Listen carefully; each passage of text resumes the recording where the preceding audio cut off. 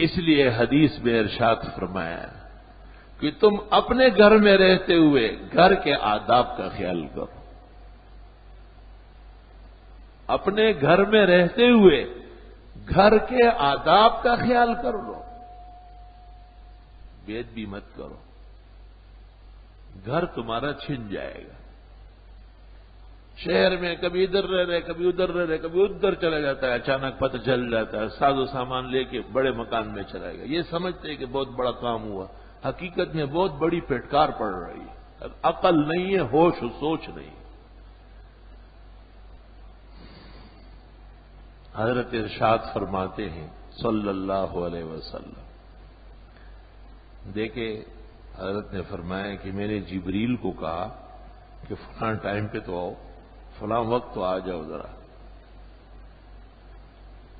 وقت وعدہ ہو گیا تھا اور وقت گزر گیا اور جبریل نہیں آئے. تو حضرت فرماتے ہیں کہ میں باہر نکلا گھر سے تو جبریل باہر کھڑے. میں نے دریافت کیا، اس نے کہا گھر میں ایک پلہ ہے، جرو القلب، پلہ چھوٹا سا کتا. حضرت بڑے حیران ہو گئے کہ میرے گھر میں کتا کہاں سے آیا. جب تلاش کیا گیا تو حضرت حسن مجتبی چھوٹے بچے تھے، 2-3-4 سال کے، وہ کہیں سے چھوٹا پلہ بغل میں دبا کے چارپائی کے نیچے دے گئے. نواسا تھا نانا جان کے گھر میں لے کے آئے. حضرت صلی اللہ علیہ وسلم کو پتہ نہیں ہے.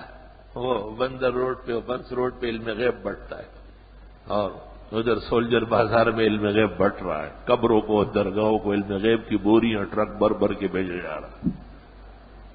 اور تمام علوم کے سرتاج و سرخیل جن کے ساتھ اللہ نے ہدایت اور مغفرت موقوف کی ہے، نبی کریم صلی اللہ علیہ وسلم، ان کو یہ معلوم نہیں ہے کہ حضرت حسن پلہ کب لے کے آئے، گھر میں چارپائی کے نیچے دبایا ہے. حدیث میں حضرت بیٹھ گئے چارپائی کے نیچے، لکڑی سے کوہ کوہ کر کے اس کو نکالنے لگے، نکلو یہاں سے. اور پھر پانی سے اس کو دھلایا گیا تاکہ کوئی بال، کوئی چیز نہ رہ جائے. گھر کے آداب ہے بہت. اپنے گھر میں بھی غلط آدمیوں کو اور غلط چیزوں کو نہیں لا سکتے. ام المومنین عائشہ صدیقہ رضی اللہ تعالی عنہ کی خدمت میں ایک شخص آیا اور اس نے کہا کہ میں آپ کا رضائی چچا ہوں. جس خاتون نے آپ کو دودھ پلایا ہے اس کے خاوند کا میں سگا بھائی ہوں.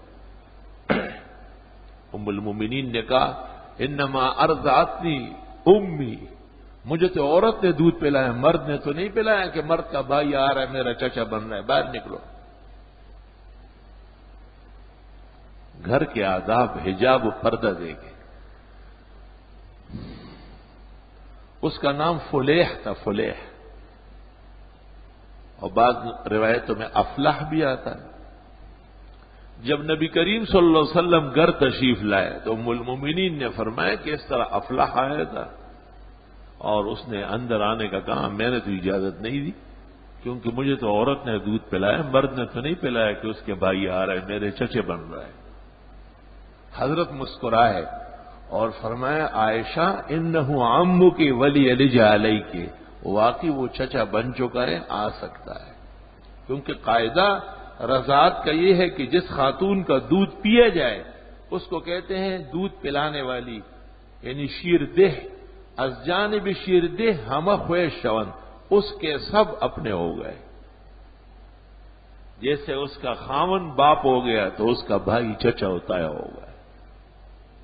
مطلب یہ کہ گھروں کا احترام دے کے، آداب دے کے، کہ ام المومنین نے ایک شخص کو گھر نہیں آنے دیا. آج پتہ نہ خاوند کو ہوتے ہیں نہ بیوی کو گھر میں، جب چاہو جب تک چاہو رہو. اس لیے کہ لوگوں نے گھر میں اور حجرے میں فرق ختم کر دیا ہے. حجرے میں آدمی آ جا سکتا ہے بیٹھک میں، گھر میں تو محارم آئیں گے جن کو شریعت اجازت دے دے اور جن کو اہل خانہ اجازت دے دے، ورنہ کوئی آ نہیں سکتا ہے.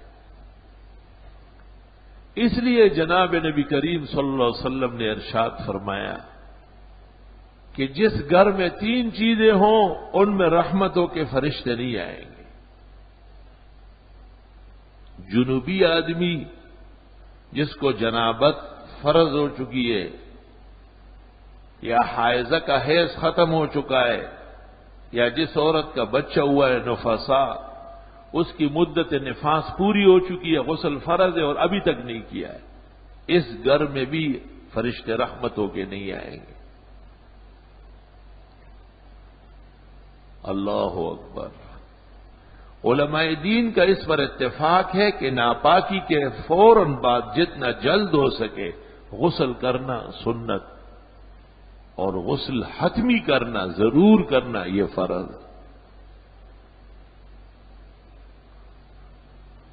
یہاں تک حدیث کی کتابوں میں یہ مسئلہ آ رہا ہے کہ اگر کسی کو رات کو غسل کی ضرورت ہوئی اور صبح وقت بہت کم ہے، اگر یہ غسل کرتا ہے تو سحری نکلتی ہے، اور اگر سحری کرتا ہے تو غسل میں دیر ہوتی ہے، تو پھر اجازت دے دی کہ استنجا اور وضو کر لے، ظاہری بدن جلدی جلدی پاک کر کے اور سحری کر لے اور اس کے بعد نہا لے۔ بہت سارے ائمہ ظاہریہ ایسے ہیں کہ جنہوں نے کہا کہ نہ، روزے کی سحری حالت جنابت میں نہیں ہو سکتی، اگرچہ یہ بات صحیح نہیں ہے لیکن یہ قول کیا گیا ہے۔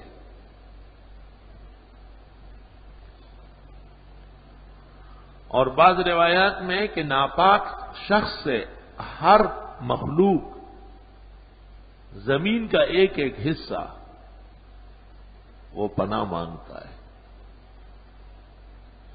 جیسے سینک اور زہر سے جاننے والے بچتے ہیں، اس سے بھی لوگ بچتے ہیں۔ اس لیے بعض لوگ ایسے چادر بچھا بچھا کے چلتے ہیں، لیکن بخاری نے اس کے خلاف باب قائم کیا کہ اس کی ضرورت نہیں، بس غسل ضروری ہو تو ایسے ہی چل سکتا ہے، کپڑے وپڑے ڈالنے کی ضرورت نہیں۔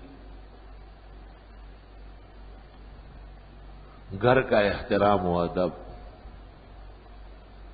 اور دوسرا جس گھر میں کتا موجود ہو اس گھر میں بھی رحمتوں کے فرشتے نہیں آئیں گے، اس کے بال تک پڑے ہوئے ہوں تو فرشتے نہیں آتے۔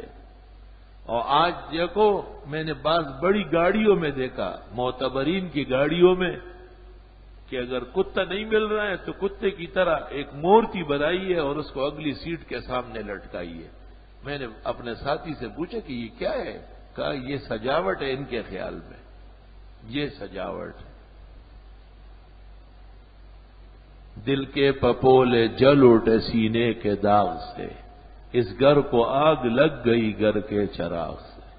شریعت کہتی ہے کہ اس سے تباہی آتی ہے، رحمت کے فرشتے نہیں آئیں گے۔ جب رحمت کے فرشتے نہیں آئیں گے تو عذاب والے فرشتے ضرور آئیں گے، جہنم لے جانے والے فرشتے۔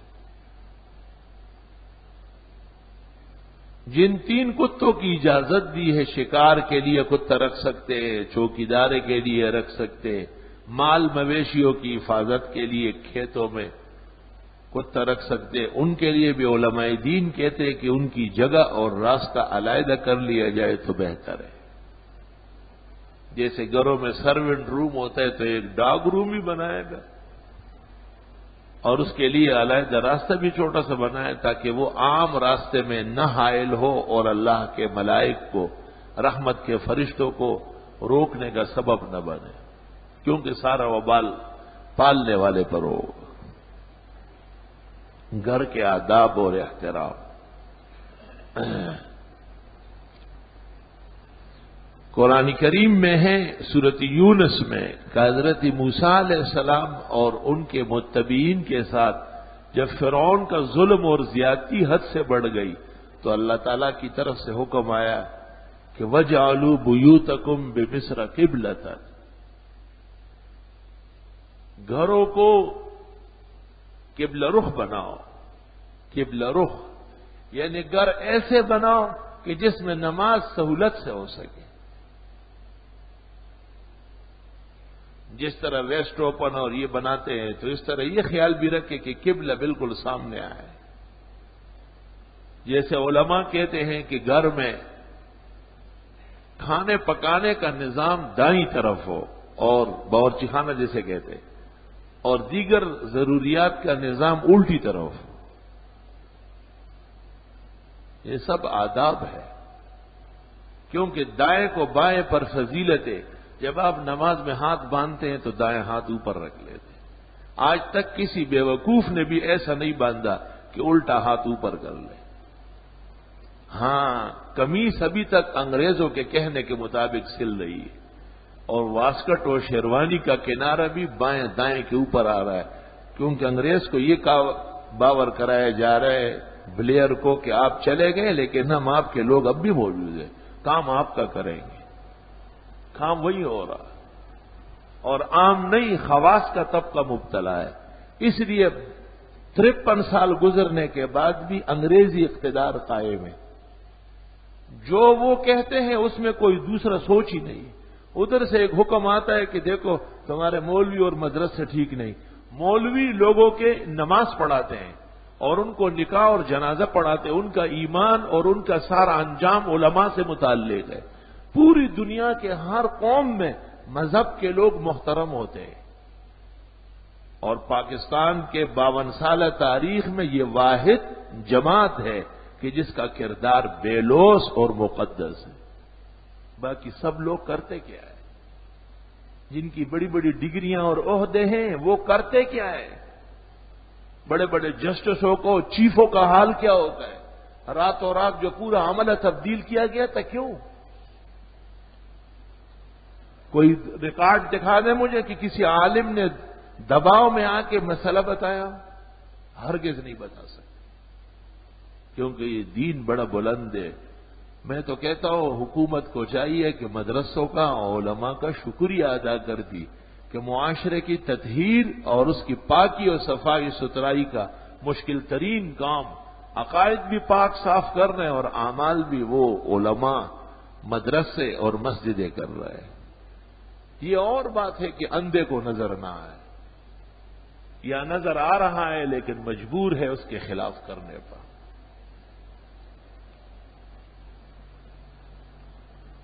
ابھی تک کمی سے سل رہی ہے تو بایاں دایاں پر آتا ہے. اس طرح بھئی واسکٹ بھی مسلمان کر دو، شیروانی کو بھی اسلامی بناؤ، اور درزی کو پیسے دے دو کہ یہ قمیص ٹھیک کر دو، یہ غلط سلی ہے. میں کہتا ہوں 1400 سالہ تاریخ میں اس کا ایک ثبوت بھی نہیں ہے کہ دایاں بائیں کے اوپر نہ ہو بلکہ بائیں دائیں پر ہو. ایک جگہ بھی نہیں. کفن میں بھی جب لپیٹتے تو فقہا کہتے پہلے بائیں کپڑا ڈالے. کیوں؟ تاکہ دائیں اس پر آ جائے. وہاں تک قبر تک اس کا لحاظ ہوا ہے. بعض چیزیں چھوٹی چھوٹی ہیں لیکن وہ اثر انداز ہے. قرآن کریم نے ایک موقع پہ کہا اتحسبونہ ہینا، تم اس کو چھوٹا سمجھتے ہو، وہو عند اللہ عظیم، اللہ کے ہاں بہت بڑی بات ہے.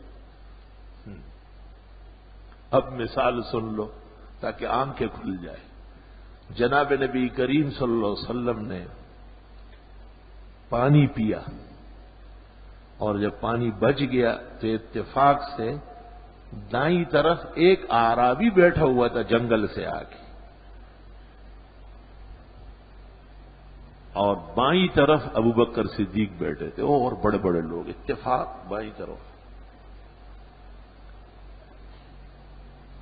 ادب یہ ہے، نبی آداب کے بڑے پابند ہوتے ہیں کہ جب چیز بچ جائے تو جو دائیں طرف ہے ان کا حق پہلے.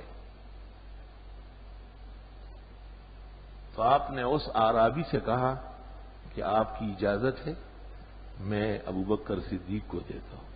اس نے کہا اللہ. اعرابی تھا لیکن میں کہتا ہوں دنیا کی فقہ اور فقہا اس پر قربان جائے. کتنا علم تھا اس کا.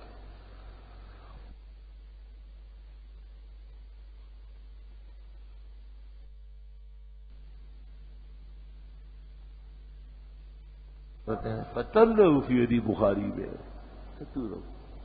غصہ بھی آپ کو آیا لیکن آداب کے خلاف پھر بھی نہیں کیا.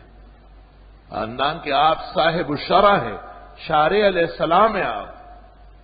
اگر آپ اس کو بدل دیتے اور اس طرف دے دیتے تو قاعدہ دوسرا بن جاتا کہ حق دائیں طرف کا ہے، لیکن اگر بزرگ لوگ بائیں طرف ہو تو ان کو دے دیا جائے۔ اب قانون یہ بنا کہ نہیں، قواعد اور اصول کا احترام کرنا پڑے گا، اور سارا اسلام اس پر موقوف ہے۔ جس چیز سے آپ کی نماز فاسد ہوتی ہے میری بھی ہوتی ہے، اور وہی چیز اگر امام ابو حنیفہ کی نماز میں آ جاتی تو ان کی بھی نماز خراب ہو جاتی۔ اصول سب کے لیے ایک وضع ہوئے ہے۔